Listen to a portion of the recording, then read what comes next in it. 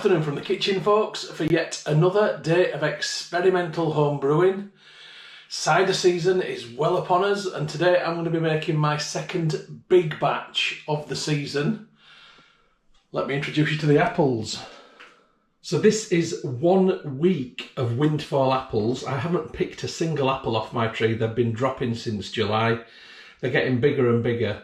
Most of these have got bruises and are damaged in some way, shape or form, so they're all getting used for cider. And even though you know what flavour cider I'm making, I haven't decided at the point of me filming this.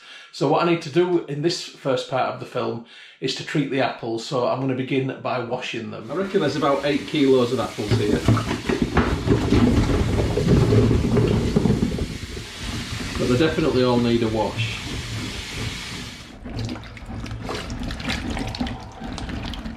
Okay, I'm going to let these apples sit in the sink for about half an hour or so, and then we'll move to the next step. So I'll catch you shortly.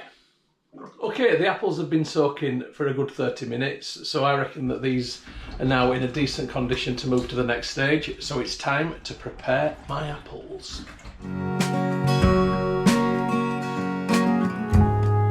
So for each of my apples, I'm going to cut it in two.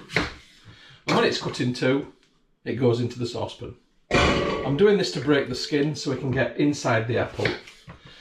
I don't have a juicer, I don't have a press or a scratter. I break my apples down with steam. And in order for that to happen effectively, you need to cut into the apple and half it. I've been making cider this way for a number of years and it works just fine.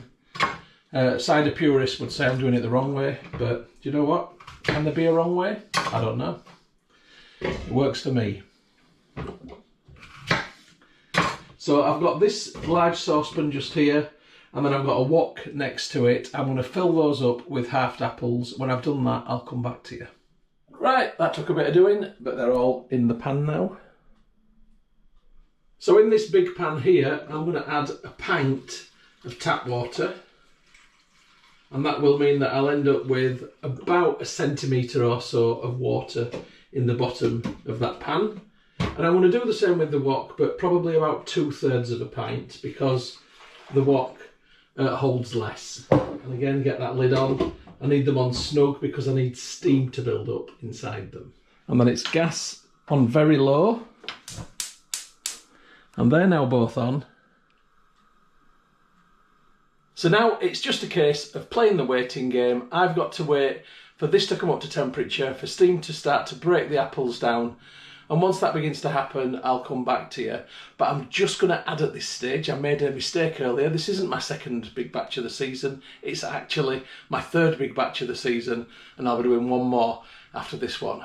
A good hour's passed. Let's have a look. I think this is probably done.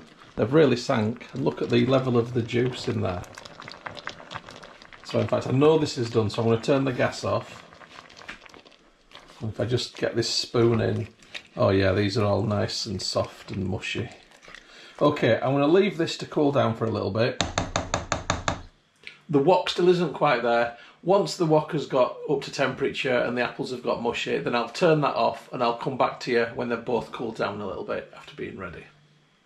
Okay, both of these pans are now done. The apples are cooked down enough that they'll just mush. So I need to transfer them from there into the big pan in the sink. There's a good potential for some mess here. I didn't do too bad there. Oh, that went okay. So there's all the apples. Now using a potato masher, I'm just going to bash them about a bit. I want to turn them into some sort of mush. You've got to be careful because it's blooming up.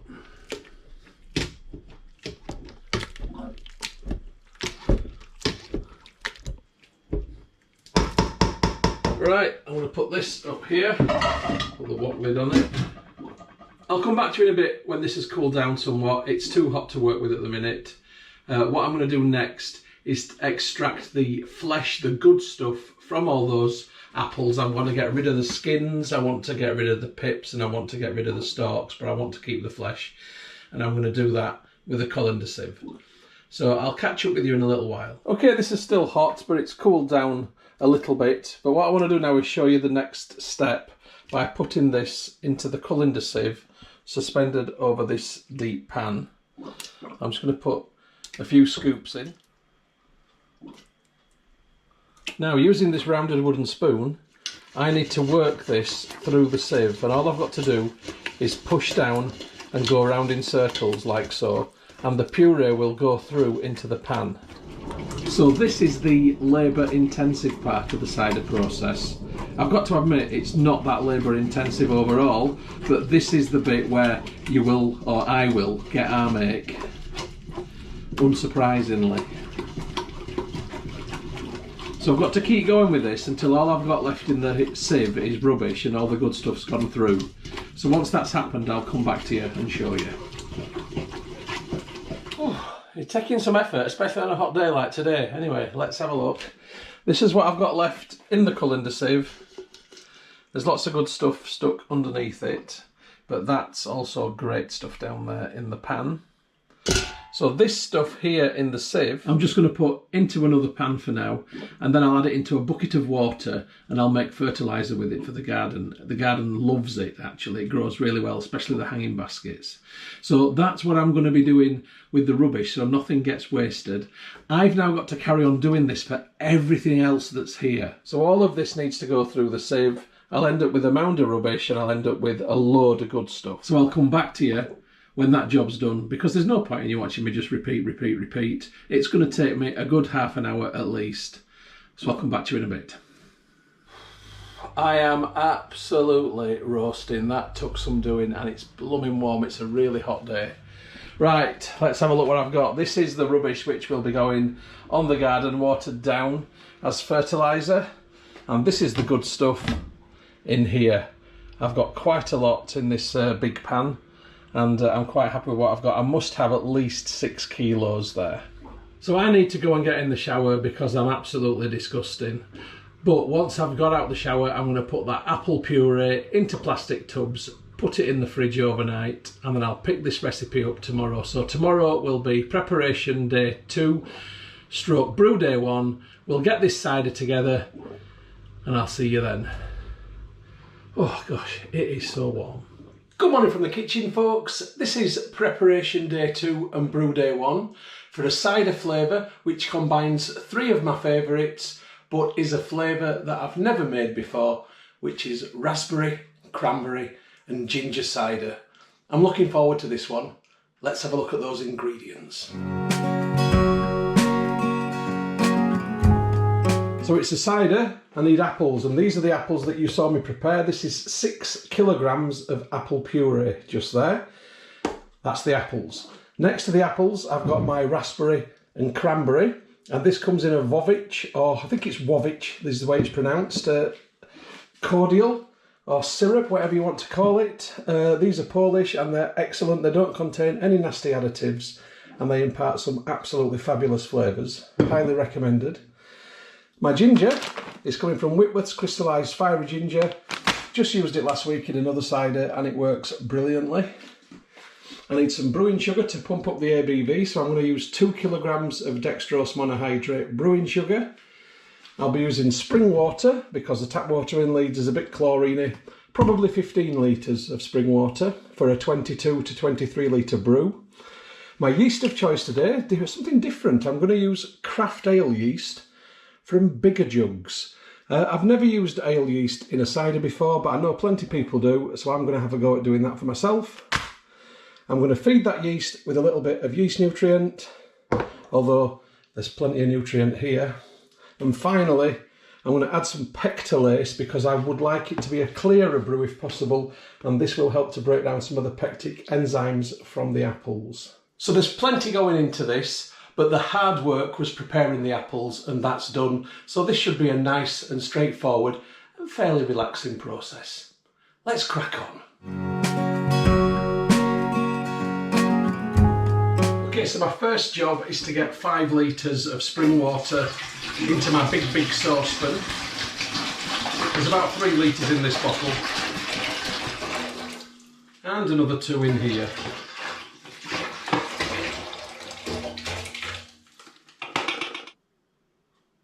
I'm going to add my dextrose monohydrate brewing sugar, and the weight of this bag as it currently stands is 2.3 kilos, and I reckon this foil bag must be about between 200 and 300 grams. So I'm just going to say there's 2 kilos going in, and I'm just going to pour this in. It's a 5 kilo bag incidentally, when full.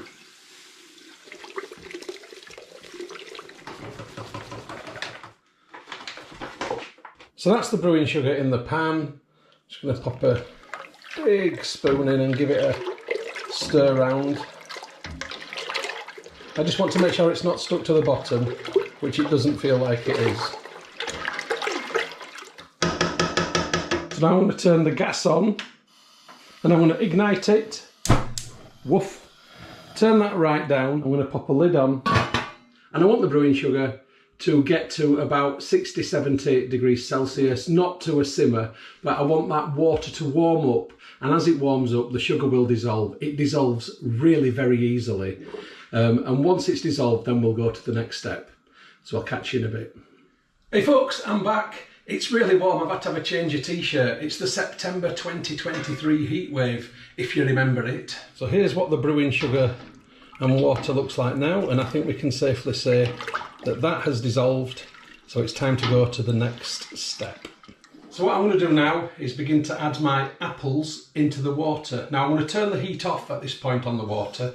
It's not got anywhere near 60 or 70, I'd say it's probably about 40 or 50 degrees Celsius, but this apple is cold. It's been in the fridge overnight, so it's about 4 degrees. If I put this in the brewing bucket with the yeast, it'll bring the temperature down massively, and it's just going to take ages to start fermenting. So if I add it into this now warm water, it will bring the water down to room temperature, which is exactly what I want. So in it goes, plop, and I'll scrape my vessels out because I don't want to waste anything, because this is great stuff.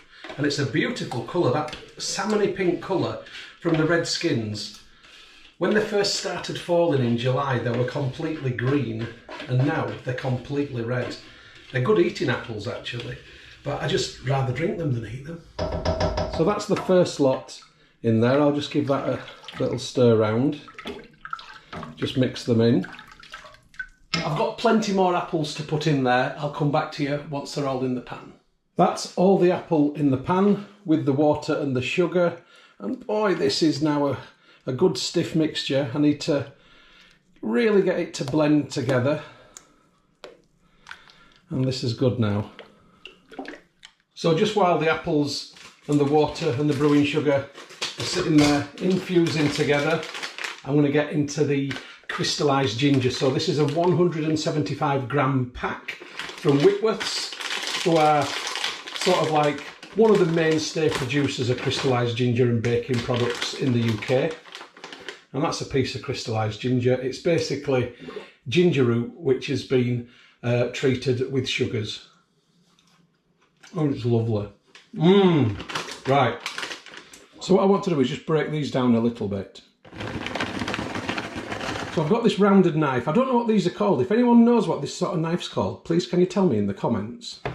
Using my knife, I'm just going to go down the ginger and just break it into slightly smaller pieces, like so. It just means that there's then more surface area for the yeast to come into contact with, and that will also infuse flavour. Okay, so that's my ginger done.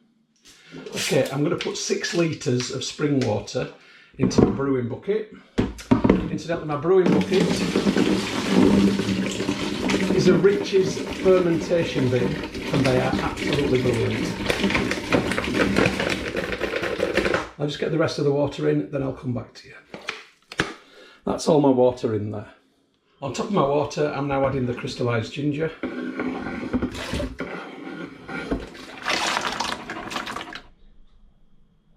And on top of my water and crystallised ginger, here goes the Łowicz raspberry and cranberry syrup.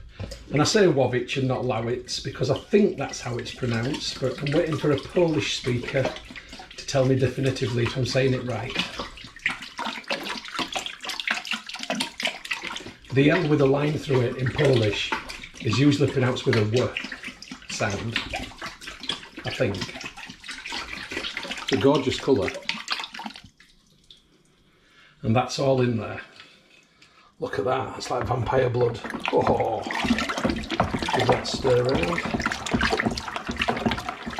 Yeah, that's all good. The ginger's not sticking to the bottom, so that's great. Now it's time for the scary bit, the big dramatic pour of the apples, brewing sugar and water. Whoa. Titanic. But not a disaster. So again, I'll give that a stir around. It's looking good. This is going to be a lovely red cider. Right, I'm now adding 4 more litres of excited spring water. It is still spring water, despite the excitement.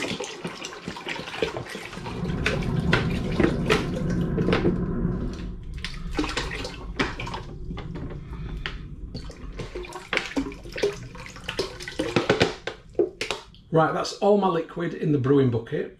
As you can see from the marker, I'm just over 22 litres. I will end up with about 5 litres of trub from this, but that's absolutely fine and it's what's expected. So I'm just going to give it a stir around. Right, it's time to get my dry ingredients in there. So I'll begin with the pectolase from Young's, and I'm going to put 1, 2, 3 heaped dessert spoonfuls of pectolase in there. That will hopefully help break down pectic enzymes and give me a clearer end product, fingers crossed. I'm now going to add my yeast nutrient, also from Young's, and this time I'm going to add 1, 2 heaped dessert spoonfuls. There's plenty of nutrient in there from all the apples, so I'm not too concerned about having a lot of this in there. Give it another stir. I need a mixture which is consistent throughout, because now I need to take the original gravity reading. Right, in goes the hydrometer. And that's lovely and buoyant. And I'm starting on an original gravity for this brew of 1.058, 1058. So I'm probably going to be looking at a 6% plus cider, hopefully. I reckon 6.5 to 7%. Right, let's get into this yeast. It's a resealable pouch, but I may end up actually putting this in a glass jar. I quite often do. Right, a clean dessert spoon, not the one that had the nutrient on it. And I'm going to use a rounded dessert spoonful of yeast, and I'm going to sprinkle that on top. And let's have another. Let's have 2 rounded dessert spoonfuls. So not massively heaped, just nicely rounded. And that looks like a good amount to me.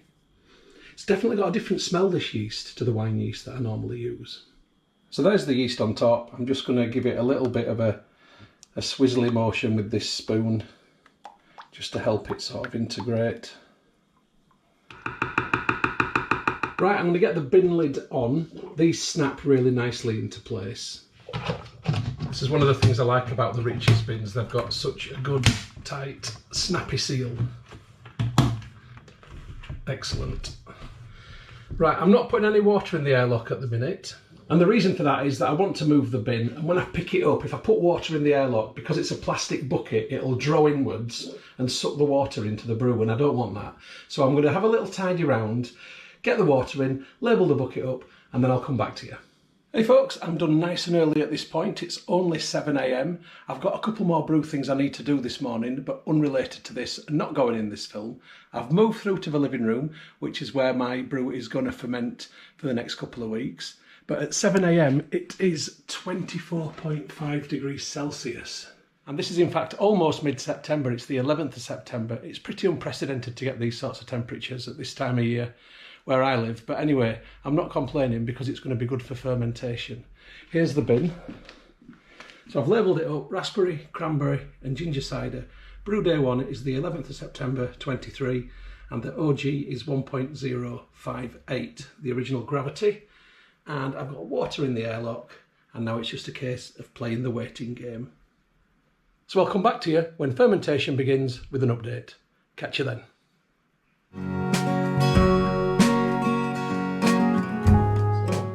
day 2 on the raspberry, cranberry and ginger cider. Temperature has dropped. We have now autumnal weather outside today. We've gone down from 27 outside to 14.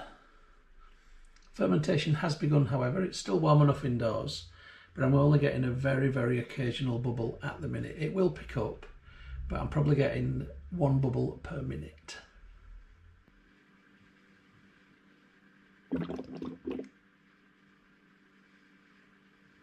Okay, the temperature has dropped overnight. It's become a bit more autumnal, but this is fermenting just fine. This yeast is good between 18 and 24, I think it said on the packet. So I'm happy enough with it as it is.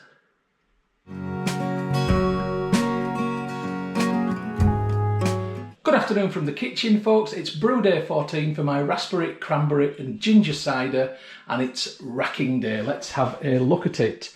So here it is. You can clearly see that the cider at the top and the apple puree begins there, and we've got a very, very deep amount of apple puree mixed in with cider, as much as what there is cider above it, if not more. There is no fermentation going on. I've had the lid off and I've stirred it a couple of times, but it seems to have done what it's going to do. So today I'm going to get it out of here and into some glass demijohns, and I'm going to transfer it using this sanitised plastic 2-litre jug.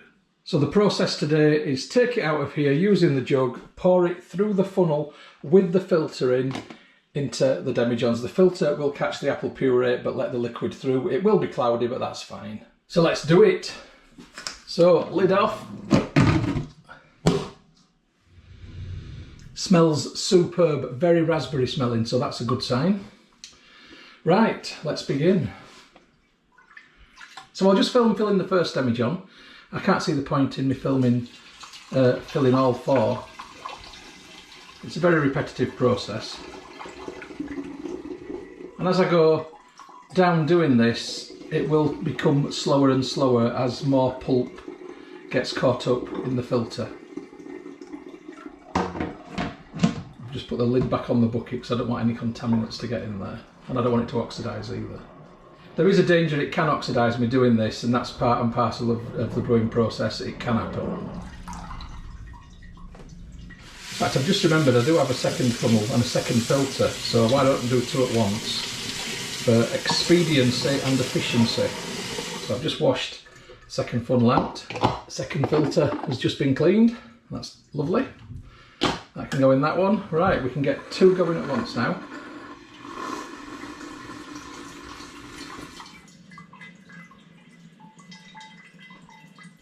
It's going to take a while. I'll come back to you when I've got a full one. Okay, I'm just pausing for a second. I'm not quite full yet on a demijohn, but I just wanted to show you that this is what you get in the filter. It is basically apple puree, and in order to get the liquid out, once it gets like this, you've got to give it a little shake and it drips through. Now, it's up to you really how far you want to go with this. At this point now, I'm going to wash this away. Generally speaking, you've got to agitate this to get the liquid to come through once it starts to get clogged like that. So I've got the first one full and I'm on number 2 and 3 at the minute, but you can see now how much more apple puree is collecting and how much more of a challenge it is to get the liquid out of it. And it is constantly, as you go down now, more and more of a case of agitating it like this to get the liquid to come through. It's going to be cloudy in the demijohn, but it may well clear naturally, and if not, then there's always findings. Anyway, this is a slow and repetitive job. I'll come back to you when it's done. Catch you in a bit. Believe you me, that's took some doing. I've been at this for about an hour. Anyway, this is what I've got. I've persisted and I've managed to fill 4 demijohns. Now you can see, in terms of clarity, that one's definitely the clearest, that one's a bit milkier, that one's a fair bit milkier, and that one is like strawberry milkshake. This one was nearly all entirely sediment, and I was shaking this around to get the sediment to sort of part ways with the liquid, and my word, that took some doing. Anyway, I need to have a tidy round in the kitchen. I'm going to label these up, move them somewhere cooler, then I'll get back to you. Hey folks, welcome to the entrance porch. This is where the raspberry, cranberry and ginger cider is going to rest in its secondary fermentation vessels, the demijohns, for at least the next week. So let's just have a quick look. So you can see in terms of the clarity, you know, that was the first one out that's the clearest, and that one is the strawberry milkshake, fourth one. But also look now at the building sediment lines.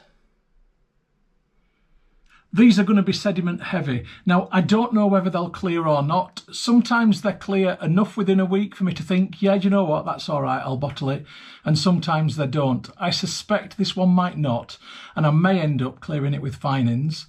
Anyway, I'm going to give it a week and see what happens. So I'll come back to you in a week to 10 days' time, and it will either be bottling or it'll be clearing it with fine-ins. Catch you then.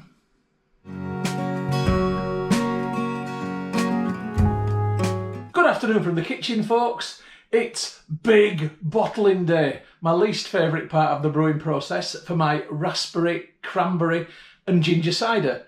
This is brew day 30 and I think it's looking overall okay. Let's have a look. So I've got my demijohns in the order that they came out and were racked. So that's number 1, 2, 3 and 4. You'll note that numbers 1 and 2, 1 especially, is pretty darn clear. Since I've moved it up here onto the window ledge, it's had a bit of sun on it for the past sort of 5 minutes, and it seems to have activated the movement, and the sunshine seems to have got a bit of bubbling going again in there, and that one, and the third one, but not the fourth one, interestingly enough. Now you'll notice that the third and the fourth one are a lot more cloudy than the first and the second one, bashing the tap, but I think overall everything's going to be okay. The cloudy ones might end up being a little bit more sediment heavy in the bottom of the bottle. It's no bother, I don't mind about that. So I've got my bottles cleaned and sanitised. I've got some ready in the sink. I've got my priming sugar ready. I've got my plastic bung softening in very hot water. I've got my cages just there. I've got my hydrometer tube down there. Let's crack on. I'm going to begin by putting what is the equivalent of a nice rounded teaspoonful of priming sugar into each of these bottles. Now, priming sugar is just standard household caster sugar. And when the yeast which is left in suspension in the demijohns finds this after bottling, it will smash it apart. It will cause a fractional fermentation, nothing major, but it will create CO2, and from that CO2 we'll get pressure. And that's what gives it a sparkle. Fingers crossed. So it's bung out, siphoning tube goes in. You'll note it's being held in place with this black clip, which keeps it at a regular place within the demijohn, but I've also, with that movement, disturbed the sediment. So the first bit that comes out is going to be a bit more sedimenty than I might have liked it to be. But that first bit will also end up in the hydrometer tube. Right, quick suck. Matron. And in we go. So the hydrometer tube's filled up. I'm straight into the bottles. It's a beautiful pink colour, and it is picking up a little bit of sediment, but never mind. I'll just have to live with it. It will clear up. It's reacting nicely to the sugar already. I'll show you in a sec. So I'm definitely going to get carbonation here, and I can smell the ginger as I'm bottling it, and that's good because the last one I did with ginger in, I couldn't really detect it. So there you go, there's a healthy bit of reaction to the priming sugar, so I know that this is going to sparkle for a fact. We go from there and into there. Yeah, this is looking good.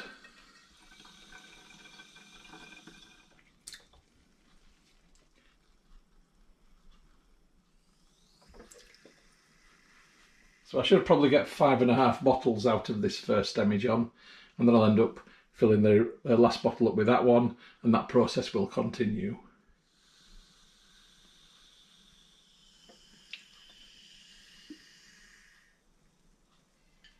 Okay, bubbles in the siphoning tube tells me that's over. I've sacrificed a little bit in the bottom there, but I don't want to get any more sediment in this. So I'm going to get straight on with the bottling before oxidisation takes place. So I take my bung out of the very hot water, make sure it's clean inside, push it into the bottle, goes nicely in. I then take a cage and I pull it down over the bung, and I twist it and I twist it until it feels really tight and secure and is holding the bung in place. Once I've done that, that one's done. You can see that one is bunged and caged. I've now got to repeat that for the other bottles. I'll come back to you when I've done those. So that's the first 5 bottles bunged and caged. I'm just giving them a rinse to get all the sticky off them. I've now got to repeat that entire process for the remaining demijohns in all these bottles just here. Now, you don't need to watch me do that all over again. So what I'm going to end up with is about 23 bottles or thereabouts. So I'll come back to you when I've got all my bottles together, and then we'll take it from there. So I'll see you in about 10-15 minutes. Okay, one cleaner kitchen later. Oh, it's been a bit of a mission. Right, let's work out what the final gravity is. So I'm going to dip the hydrometer in. That's sunk rather nicely. Oh yes. And it's finished on a final gravity of 0.995. Right, let's work out the final alcohol by volume for this brew. So 30 days ago, I started on an original gravity of 1.058. I deduct from that the final gravity, which I've just seen is 0.995, and that equals 0.063. I multiply this figure by 131.25, and that equals 8.2%. Let's say 8.3%, because after that secondary fermentation kicks in, that's just going to go up a notch. So it's borderline rocket fuel, but boy, that be a good strong cider. So there's my wine, all the bottles are there. I've separated each demijohn out. So I've got the first demijohn here, 1, 2, 3, 4 and 5, little space. Second demijohn, 1, 2, 3, 4, 5, 6, space. Third demijohn, etc. Now I've done this on purpose. The first 2 demijohns were really much clearer than the last 2 demijohns. And I'm just wondering if that translates at all into the flavour of it, or the body. So I'm going to number the labels as to which demijohn it come out of. So I've got this Fomimo Bluetooth printer, and if you can see the model there if you're interested. Just an Amazon purchase, but I'm going to do my first labels for the first demijohn from this. So I've just used my phone to create it using the program that comes with the printer. I'm going to tell it that I want 5 copies.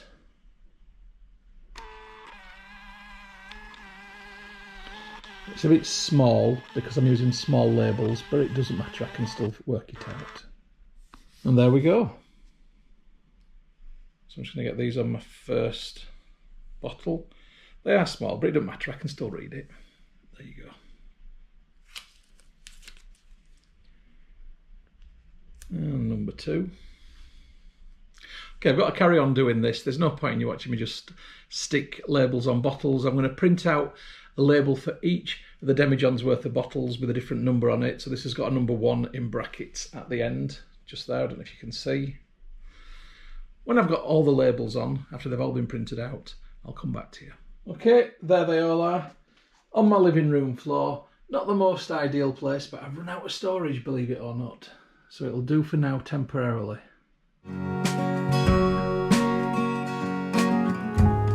So I've got to leave these now for at least a month to condition.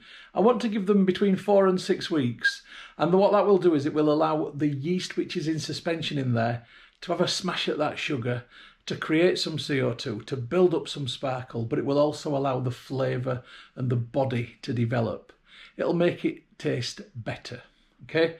So it's currently in this room, if I look up here, 19.3 up there. So down there it's 19, and as long as it stays above 18, then conditioning will happen. If it gets colder in here, then I might have to look at moving them somewhere else and adding a little bit of heat just to keep that process going. But for now, this is where they're going to be. And unless I make any dramatic changes, then I'll come back to you in about 4 to 6 weeks' time when it comes to opening and tasting. I'll catch you then.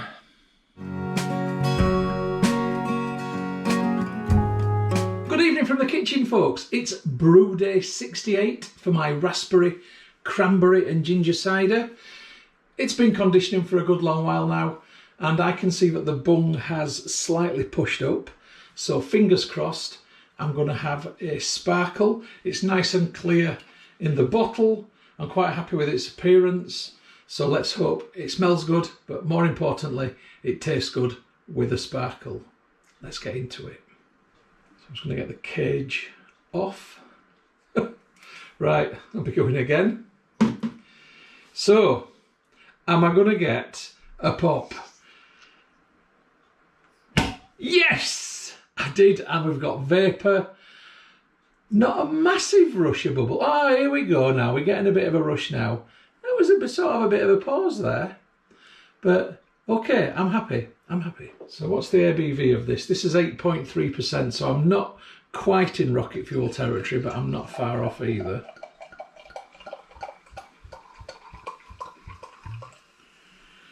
Right. So it definitely had a fizz. It's not actually looking like there's tons of bubbles. Maybe I should have put this into a nucleated glass so we'd have seen the flow of bubbles going up. Anyway, let's have a little taste. Oh, actually, first, on the nose, big fruit smells.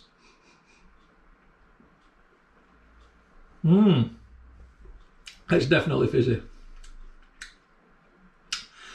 The raspberry and cranberry is massive. Really, really comes through.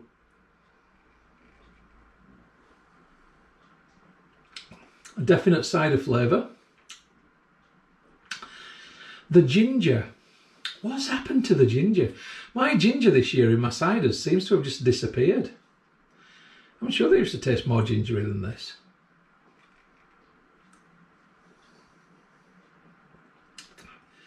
If I didn't know it was there, I wouldn't know it was there. That's the truth of it. But anyway, it still tastes nice. Let's get a picture for the thumbnail for the film.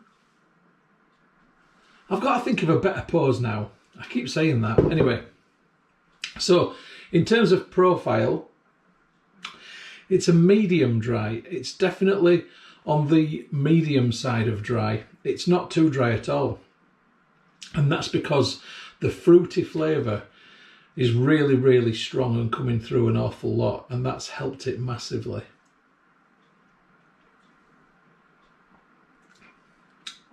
It's very nice, very tasty. And if there's any left for next summer, it will make a very good summer drink. Anyway, folks, I hope you've enjoyed the film. I've enjoyed the process. I'm certainly going to enjoy this tonight.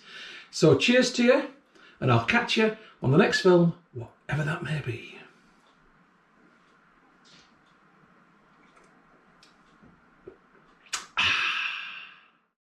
The film that you've just watched is a Moss Home and Garden production.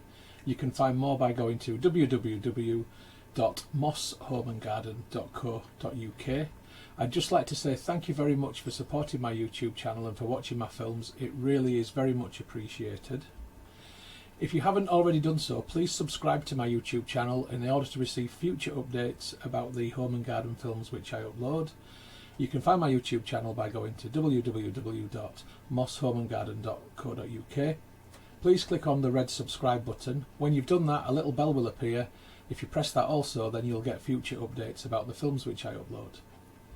If you like my films, if you like my style of filming, then you might also like my travel channel, which you will find by going to youtube.com/Stuart Moss or type in www.mosstravel.tv. Again, if you could subscribe to that channel, it would be hugely appreciated. If you'd like to get Moss Home and Garden updates on Facebook, then please open Facebook and do a search for Moss Home and Garden, and you will find the page. If you like the page, then you will get future updates on there. And if you'd like to connect on Instagram for home, garden and travel photography, as well as some stories, then my username is StuMoss, STUMOSS. If you'd like to connect on Twitter, then my username is @StuartMoss. And if you'd like to contact me about film usage or any other issue, please just email me on stewmosshomegarden@gmail.com. Once again, thank you very much for supporting my channel, for watching my films. I do appreciate it. I'd just like you all to have a great day.